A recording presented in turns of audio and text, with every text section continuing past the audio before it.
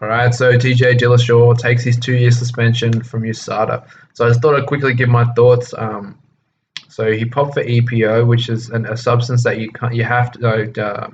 Jeff Nowitzki says he has a lot of history with that substance. He said you basically have to inject it in order to test positive for it. Like it doesn't show up as a in a tainted supplement kind of way.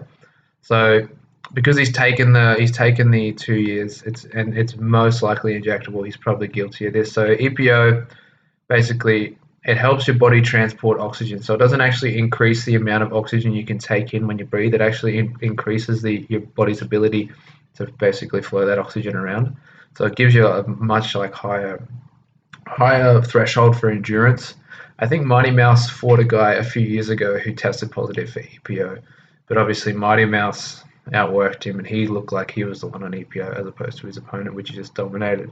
Another thing that's pretty interesting and probably worth mentioning is a lot of previous teammates of TJ, like Faber and Garbrandt, even though Garbrandt's probably a little bit salty off the two losses, they've and I think there has been rumors as well. I think Conor might have even brought it up, but there's been rumors that he brought doping and drugs to kind of Team Alpha Male before he left there.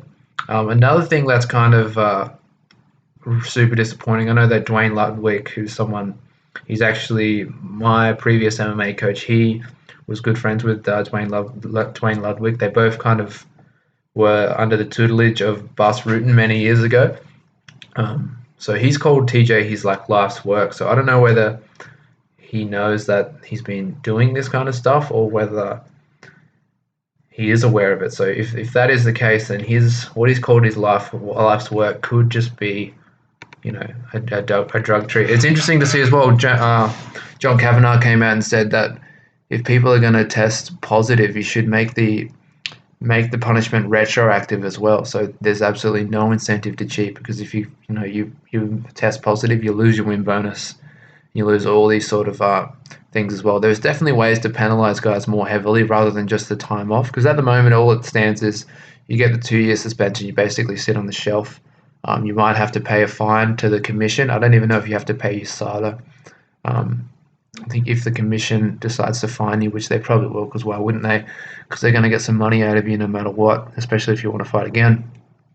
So TJ took the suspension. His kind of reputation is pretty much tarnished completely. You can see,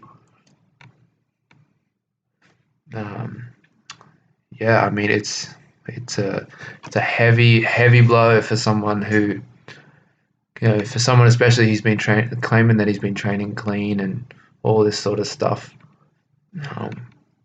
That's about it. I mean, so yeah, says Josh goes, EPO for a guy who relied on pushing the pace and won key fights late in brutal fashion. This is unforgivable. Yeah, so when he beat Henan Barrow, it was a 5th round knockout. He just had so much more gas than Henan Barrow. Even though Henan Barrow is someone who does gas a little bit, especially when the pressure's put on him. I think of Aljo Sterling versus Henan Barrow. He just put it on him and he just ran out of gas. But TJ, I think he's more of a prime Barrow, which was he was probably on stuff then as well. That's Barrow I'm talking about. But this is a game changer for TJ's career. I mean, no matter what from now on, especially because he tested kind of in competition, that his reputation is tarnished. So he's going to have to go sit on the shelf for 2 years. And then come back and try and rebuild whatever is left of his legacy. But 2 years later, he's pretty old already. I think he might be into his 34 or 33 or something. He's older than he looks. I know he looks like he's about 13 years old, but 2 years is a long time, especially for the lighter weight class, because you get older, you get slower, and that's that TJ does rely on movement and speed quite a lot. But then again, people like Dominic Cruz have sat out for 2 years and have come back and won the title as well. So wouldn't put it past him, but for sure, it's another stain on the sport, for sure, a stain on his legacy. He's gonna, to be thinking just a few months ago he was hoping to be a 2-weight world champion, and then imagine if he had won that fight and then this came out, He's like his legacy would be even like more gone. But I mean, I guess, and then the way that he was super salty after his losses as well. He didn't. I did think the stoppage against Cejudo was a little early for sure. I mean, like if they're fighting for a world title, you should let it go a little bit more than if it's the way it was stopped the same way like I've seen amateur fights get stopped. A couple shots on the ground that aren't fully blocked or kind of partially blocked, and the ref jumps in to stop. I mean, I think that ref he was overly cautious. I mean, like I said, then they weren't amateurs. This was for a world title, the premier organization.